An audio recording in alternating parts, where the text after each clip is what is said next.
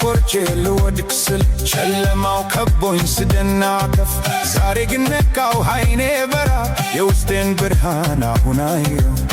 ካሰብኩበት ደርሳለሁ ካመንኩኝ እችላለሁ የልቤን ድምፅ አሁን ሰማሁት ፍርሃቴን ሁሉ ወደ ኋላ ጣልኩት። መብረር እንደምችል አምናለሁ ሰማይንም መንካት እችላለሁ ቀንና ሌሊት ሁሌ ሳልመው ክንፎቼን ዘርግቼ እወጣለሁ። አዎ መብረር እችላለሁ አዶኒ እበራለሁ እበራለሁ ክንፌን ዘርግቼ ሰማዩን መንካት እችላለሁ።